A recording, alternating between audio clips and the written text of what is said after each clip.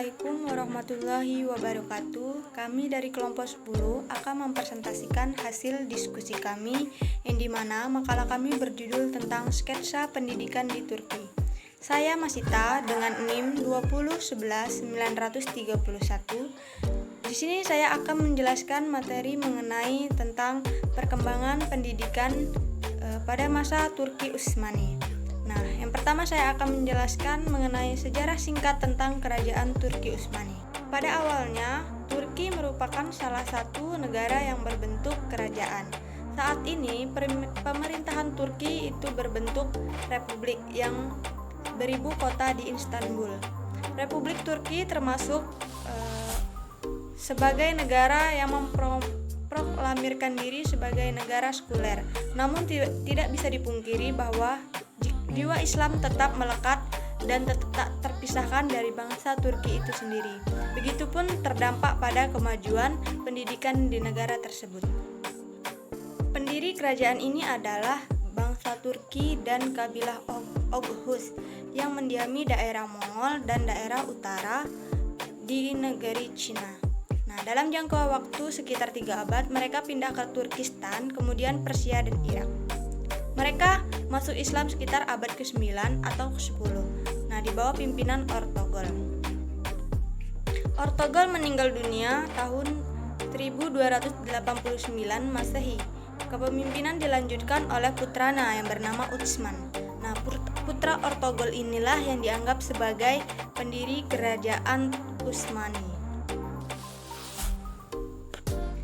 Dan sampailah pada abad ke-17, Turki Utsmani menikmati masa keemasan. Kekuatan militer Utsmani yang sangat tangguh sangat menentukan stabilitas kekuasaan.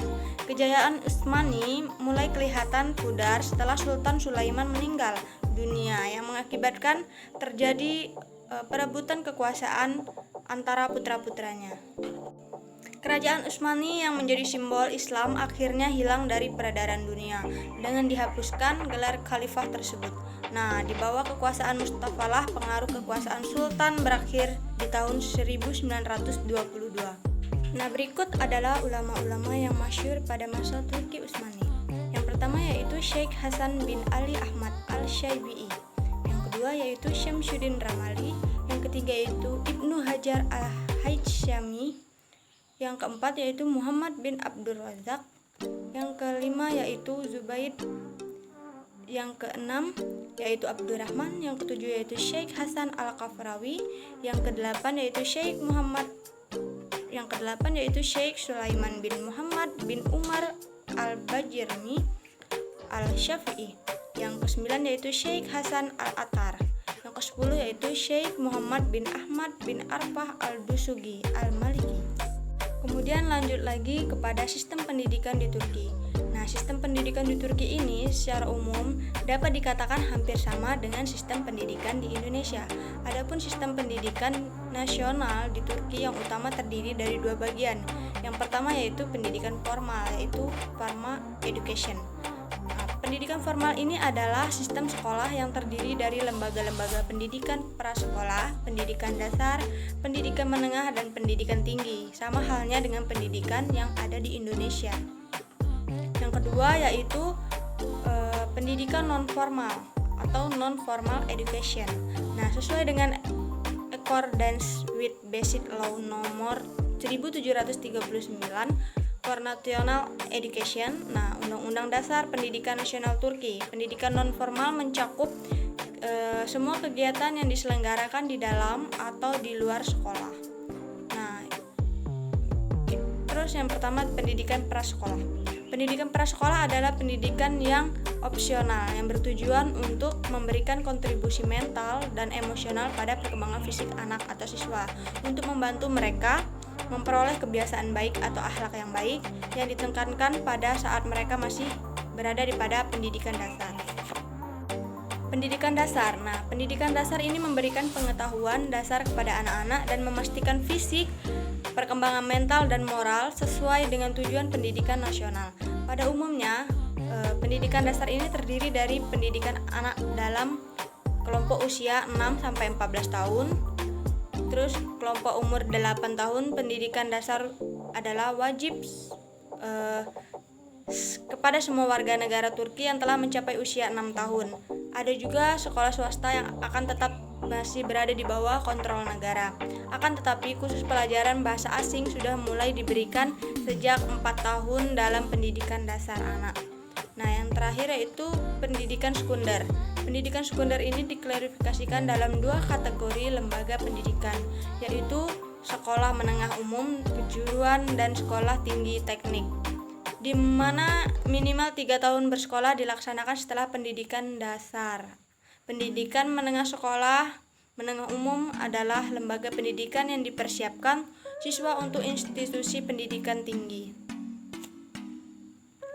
Kemudian pendidikan tinggi. Pendidikan tinggi di negara Turki juga meliputi institusi pendidikan setelah pendidikan menengah yang menyediakan setidaknya 2 tahun pendidikan dan mendidik siswa untuk melanjutkan ke jenjang sarjana, master atau gelar tingkat doktor. Lembaga pendidikan tinggi ini terdiri dari universitas, fakultas, institut, sekolah pendidikan tinggi, konservatori, sekolah kejuruan pendidikan tinggi, dan pusat pencilinan aplikasi.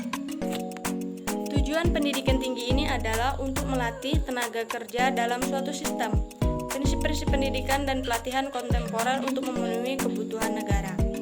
Baiklah, saya Dwi Triana dengan NIM 2011-9008. Nah, di sini saya akan melanjutkan penjelasan dari rekan saya tadi. Jadi di sini saya akan menjelaskan mengenai tujuan sistem pendidikan di negara Turki dan kurikulum pendidikan di negara Turki. Nah, jadi apa sih tujuan sistem pendidikan di negara Turki? Nah, jadi tujuan sistem pendidikan di negara Turki adalah untuk mendidik produktif, di mana individu yang senang dengan pandangan luas pada urusan dunia yang akan bersatu dalam kesadaran nasional dan berpikir untuk membentuk sebuah negara yang tidak dapat dipisahkan dan akan memberikan kontribusi untuk kesejahteraan masyarakat melalui keterampilan mereka. Nah, hal ini juga merupakan pemikiran yang akan memainkan peranan dalam pembentukan negara Turki, di mana negara Turki ini sebagai bangsa yang kreatif dan membedakan anggotanya dari dunia modern. Nah, pendidikan di Turki ini juga diatur oleh sistem nasional yang didirikan sesuai dengan reformasi Atatürk, di mana hal ini bertujuan untuk menghasilkan kelas profesional terampil untuk sosial dan ekonomi lembaga bangsa. Nah, pendidikan nasional Turki ini juga memiliki beberapa tujuan akhir, di mana hal ini juga ditetapkan dalam Hukum Dasar Pendidikan Nasional di Turki nomor 1739. Apa aja sih?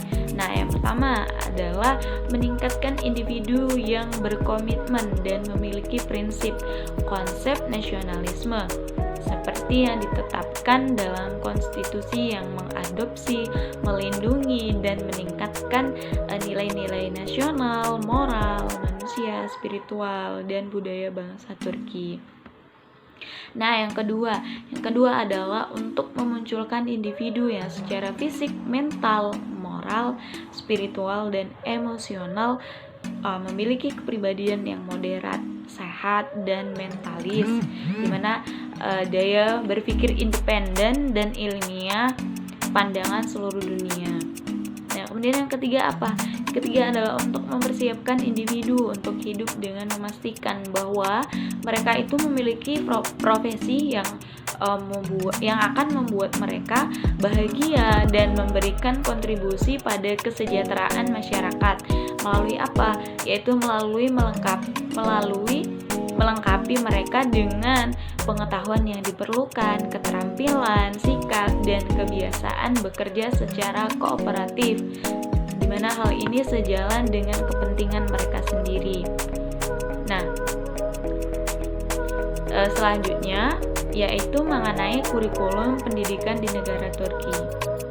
Nah, di Turki itu Departemen Pendidikan Nasional itu bertanggung jawab untuk melakukan kontrol terhadap administrasi semua tahapan dan jenis pendidikan prasekolah. Nah, Departemen Pendidikan Nasional di Turki itu selain menetapkan kurikulum sekolah dasar, juga menyiapkan dan menyetujui buku pelajaran dan alat peraga. Nah, jadi sebelum reformasi, mata pelajaran yang digunakan itu antara lain adalah seni dan kerajinan, kewarganegaraan dan hak asasi manusia, bimbingan karir, bahasa Inggris, matematik, pendidikan agama dan etika, dan seterusnya. Nah, kemudian jadi kurikulum pendidikan di negara Turki itu menggunakan apa sih? Nah, jadi kurikulum pendidikan di negara Turki itu sendiri menggunakan sistem modern dalam implementasi kurikulum di perguruan tinggi. Nah, termasuk perguruan tinggi Islam. Nah, jadi selain itu kajian keislaman itu adalah materi wajib bagi mahasiswanya. Nah, selain itu juga di negara Turki sendiri, universitasnya itu merupakan lembaga pendidikan tinggi pokok yang memiliki otonomi akademik dan kepribadian hukum publik. Nah, jadi hanya itu dapat saya sampaikan. Lebih dan kurang saya mohon maaf. Terima kasih. Saya akhiri. Wassalamualaikum warahmatullahi wabarakatuh dan sampai jumpa.